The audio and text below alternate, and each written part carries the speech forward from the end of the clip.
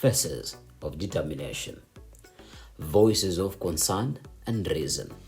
Sasa kuna changamoto zingine ambazo tunakumbana nazo kulingana na hii biashara yetu ya viti. Kama juzi nimekuja nikihesabu viti nilijua kama ziko sawa. Nikapata kuna viti mbili zimefunjika pale. Film naziona ile moja pale namba 63 na hiyo iko chini yake. Nikapata zimefunjika. Na nilipouliza hao watu wa administrator, maana ndio za zingine kama hatuko karibu ndio wanatupeana viti. Kaniambia wajui ni nani walivunja. Changamoto ni kuwa customer akileta nguo haji kuchukua kwa haraka, anajifanya amesahau.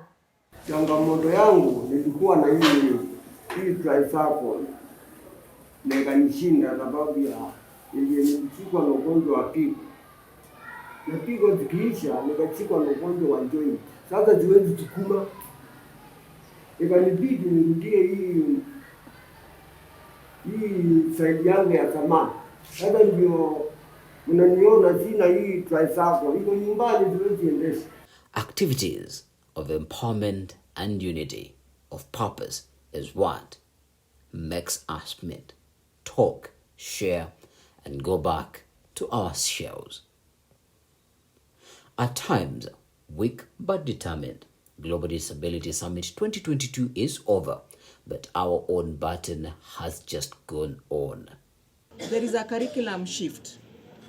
Normally, practice which is not good is that we develop materials for regular, then they are adapted for disabilities.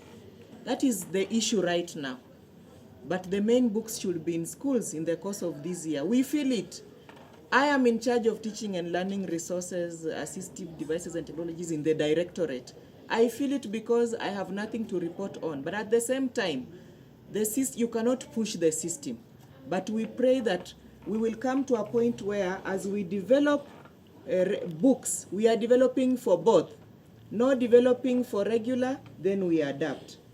One call that comes through is the participatory evidence-based programming. The Young Women Christian Association in Kenya, YWCA, is way ahead in that already a participatory approach has been given to capacity building for organizations of persons with disability beyond 2022. Rosalind Pepela is the Deputy National General Secretary and the Programs Manager at YWCA. So the gap YWCA is feeling is that it's actually helping to document, to build evidences of some of the issues, the challenges that they face. Yes. To show, to confirm to their stakeholders, the duty bearers, that these are the gaps. Yes. So YWCA, in partnership with other organizations, and one of them is Andy, Yes. Action Network for the Disabled. Yes. That has come on board to help us even document some of these best practices and the challenges. Yes. So that is something that will be used today, tomorrow, and the days to come in the advocacy processes. It has been a journey of learning, knowledge sharing, and leveraging on partnerships and networks, and the results are impressive, as confirmed by the YWCA Kenya National General Secretary Deborah Onwal Modi. As we worked in the field, we realized that disability affects women and girls very deeply. So we started an inclusion program where we include persons with disabilities. And from our end, working with persons with disabilities, we include both male and female. So this inclusion program, with support from NORAD and our Norwegian partner, the Y Global, we have been doing this since 2018.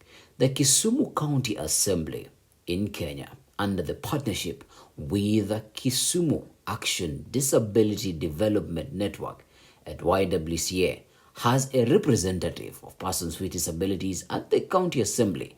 John Kin Ocheng is regular at the Kisumu County Public Participation Forums. There are some forums I usually being told that you are going to talk, but there are some forums If I have seen that there's no one I've talked issue with disability, obviously I'll just carry my hand. Then okay, I'll say, excuse me, now you are talking about one, two, three, but I've not seen that you are included person with disability. So it's there I'll raise my voice. I'll say you should consider us, like the work and employment that's affect us and accessibility. We have raised this issue to the county government of Kisumu and they're being addressed, but they're still being addressed slowly by slowly.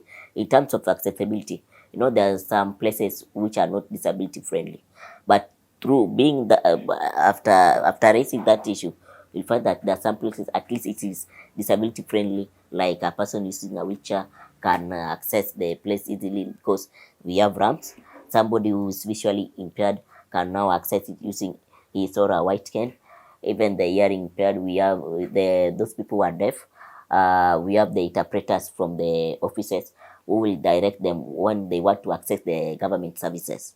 This empowerment is still a dream to most people with disabilities. Some are yet to access funds from the Kenya government. Elisha Omondi is yet to access funding from the government. I've been working here and there to get a support, and up to date for 9 years, I haven't received anything.